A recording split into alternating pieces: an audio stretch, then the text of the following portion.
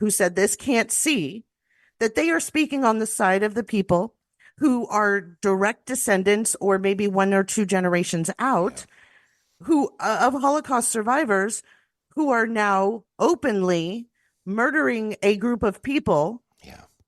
And they can't see they can't see what they're doing. Yeah.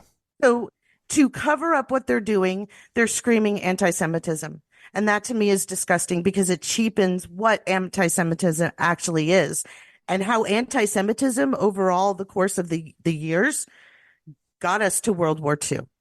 So if we cheapen that idea, that concept, the use of the word, everything is anti-Semitic, then guess what? That just makes another Hitler real easy to get up there very quickly too. I mean, it took the original almost 10 years. So and there are a few of those on the horizon. You know, I mean, Trump, Viktor Orban, like the Geert Wilders in the Netherlands. I mean, there are all sorts of like far right wing populists on the horizon. So this is not a theoretical debate. They are really there, and this is going to put them, unfortunately, in a more powerful position. In addition to just destroying a people, destroying Gaza, destroying Gazans. It's disgusting, and I think our role in it is just absolutely disgusting, and it makes me deeply ashamed. And Biden better realize how people are thinking about this. Because we're in an election year. Yeah. And he needs those voters. He needs the young people, the people who've been waiting to turn 18 so they can register to vote, and the people who just turned 18 over the last couple of years who are waiting to get into a presidential election and vote. He needs them. So I'm sorry, Biden, but you got to talk with your boy and tell him that his beliefs are great. But when he is speaking to the world in his employee capacity, he has to use facts. Yeah. And I understand that you're having a conversation with Netanyahu. Meanwhile, more children, more homes, more businesses, more infrastructure is crumbling to dust and never to be rebuilt. We will never see these people again. We will never see their homes again. Yeah. So what are we going to do? Are we just going to stand by and let it happen? Yeah.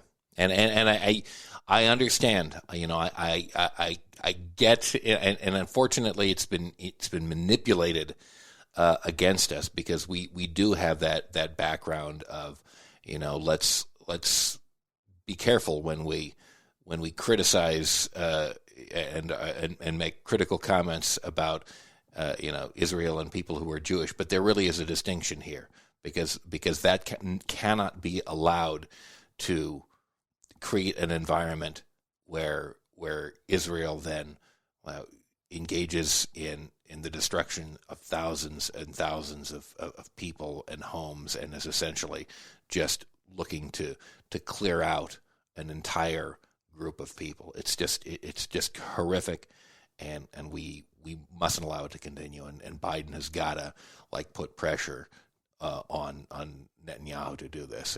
I'm not sanguine about that happening, but hopefully at least he will look at his prospects for election in November and realize that he is going to be at a significant disadvantage if he does not listen to the people who are most likely to vote for him.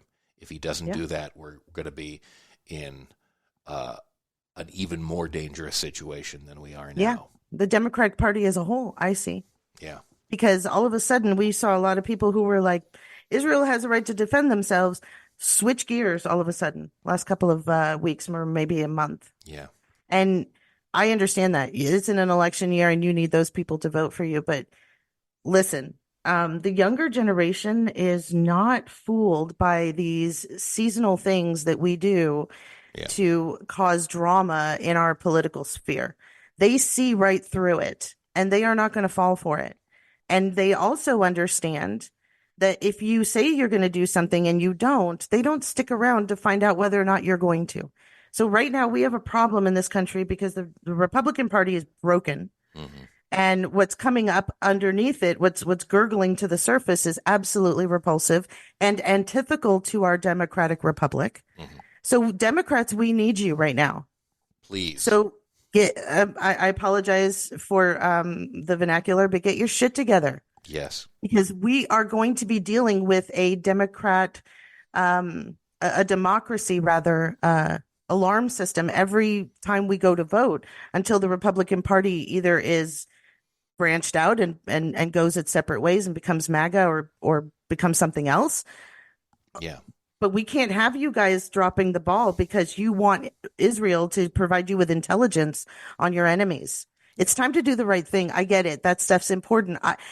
Aside from everything else, I get that intelligence is important because we need to know what's going on with our potential enemies who may have nuclear capabilities, and Israel provides us with that. I get that. That is important. I agree with you. It is.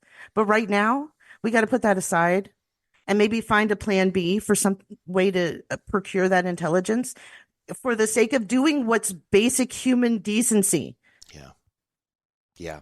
Basic human decency, basic morality, and a preservation of life and civilization.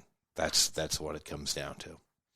I know we got serious here at the end, but I do want to remind people that Susanne Posel has a wonderful podcast, and it is called This Week Again, in which she takes a tongue-in-cheek and wonderfully humorous encapsulated view of the week from a progressive perspective, and I want to urge you to listen to that. It drops on Sundays, so please give it a listen, and if you have missed what has been going on, this is a wonderful way to catch up. Susanne, thank you so much again, as always, for being with us on Facepalm America. Absolutely. Totally my pleasure. Thank you so much for listening to Facepalm America. I really appreciate that you do. And I appreciate Ace Elson and Rosabelle Hine for producing this program. You can go to facepalmamerica.com to listen to past episodes and get more information on the show. And please, share this episode on social media so that others you know can hear us too. Until next time, enjoy the day.